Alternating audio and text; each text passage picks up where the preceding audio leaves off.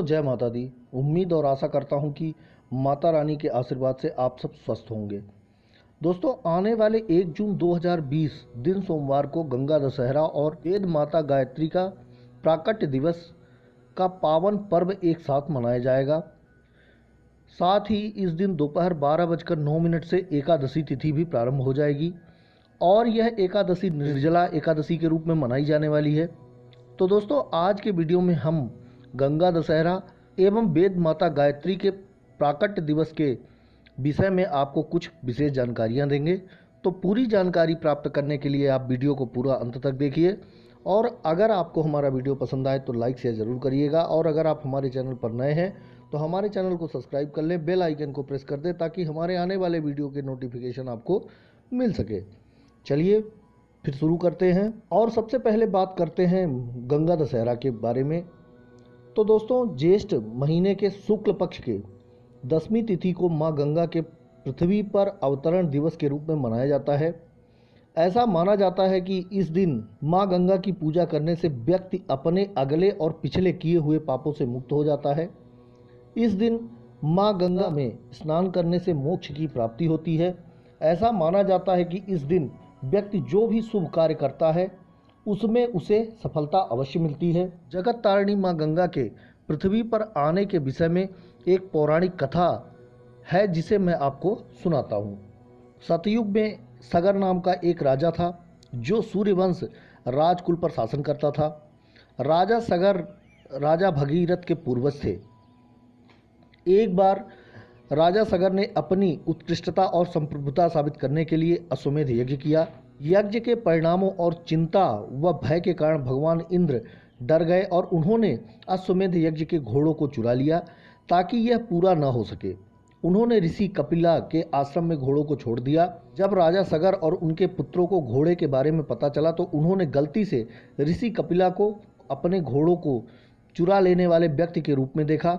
इस प्रकार क्रोध और प्रतिशोध में राजा के सभी पुत्र पवित्र ऋषि पर हमला करने वाले थे। राजा के सभी पुत्र ऋषि पर हमला करते इससे पहले ही ऋषि ने उन्हें सबको श्राप दे दिया और वह सभी जल गए। फिर पूरी बात जानने के बाद ऋषि कपिला ने राजा सगर के आयुष्मान नाम के पोते को घोड़े लौटा दिए।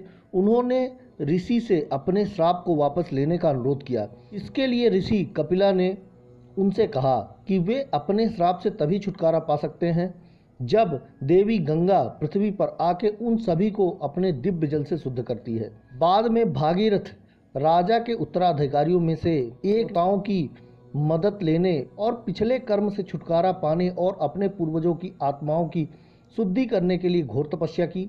वह जानता था कि केवल गंगा ही उन्हें पवित्र करने की शक्ति रखती है। भागीरथ ने घोर तपस्या की और आखिरकार युगों के बाद भगवान ब्रह्मा ने उन्हें आश्वासन दिया कि देवी गंगा पृथ्वी पर अवतरित होंगी और उनकी मदद करेंगी।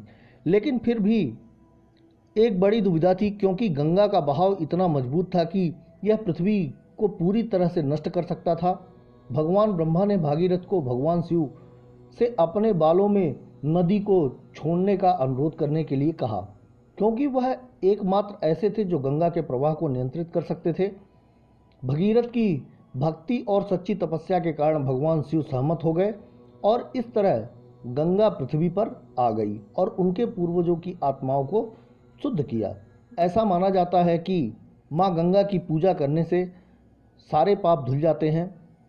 भक्त सुबह जल्दी उठते हैं और पवित्र गंगा में स्नान करते हैं, पर क्योंकि अभी सभी जगह लॉकडाउन चल रहा है तो इसलिए अपने घर में ही जल में गंगा जल डाल के स्नान करें।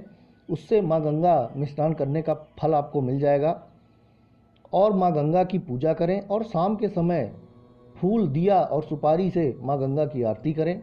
ऐसा करने से आपकी सभी मनोकामनाएं मां गंगा अवश्य पूर्ण करेंगी। फिर बात करते हैं मां गायत्री के प्राकट्य दिवस के बारे में। तो दोस्तों शास्त्रों के अनुसार गायत्री जयंती ज्येष्ठ महीने के शुक्ल पक्ष के 11वें दिन मनाई जाती है। मान्यता है कि गुरु विश्वामित्र ने गायत्री मंत्र को इसी दिन पहली बार सर्वसाधारण के लिए बोला था, जिसके बाद इस पवित्र एकादशी को गायत्री जयंती के रूप में मनाया जाने लगा।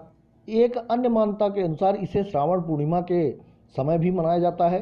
चारों वेद पुराण श्रुतियाँ सभी गायत्री से उत्पन्न हुए हैं, इसलिए उन्हें वेद माता भी कहा गया है। धर्म ग्रंथों की माने तो माँ गायत्री को ब्रह्मा विष्णु और महेश तीनों का स्वरूप माना जाता है और त्रिमूर्ति मानकर ही इनकी उपासना की जाती है। माँ गायत्री के 5 मुख और 10 हाथ हैं। उनके इस रूप में 4 मुख चारों वेदों के प्रतीक हैं एवं उनका 5वां मुख सर्वशक्तिमान शक्ति का प्रतिनिधित्व करता है। माँ के 10 हाथ भगवान विष्णु के प्रतीक हैं एवं त्रिदेवों की आराध्य भी माँ गायत्री को ही कहा जाता है। शास्त्रों के अनुसार सृष्टि के आरंभ में ब्रह्मा जी के मुख से गायत्री मंत्र प्रकट हुआ था। माँ गायत्री की कृपा से ब्रह्मा जी ने गायत्री मंत्र की व्याख्या अपने चारों मुख से 4 वेदों के रूप में की थी। आरंभ में माँ गायत्री की महिमा सिर्फ देवताओं तक ही थी, लेकिन महर्षि विश्वामित्र ने कठोर तपस्या करके माँ की महिमा अर्थात गायत्री मंत्र को जन जन तक पहुँचाया। गायत्री मंत्र के बारे में कहा गया है कि यदि गायत्री मंत्र को सिद्ध कर लिया जाए तो यह समस्त इच्छाओं को पूर्ण करने वाली कामधेव गाय के समान है। गायत्री मंत्र से आध्यात्मिक चेतना का विकास होता है एवं इस मंत्र का श्रद्धापूर्वक निरंतर जप करने से सभी कष्टों का निवारण होता है एवं माँ उसके चारों ओर रक्षा कवच का निर्माण स्वयं करती है। योग पद्धति में गायत्री मंत्र का उच्चारण भी विशेष महत्व रखता है, इसलिए आप सब गायत्री मंत्र का उच्चारण करें। और गायत्री, गीता, गंगा और गौ यह भारतीय संस्कृति की 4 आधारशिलाएं हैं।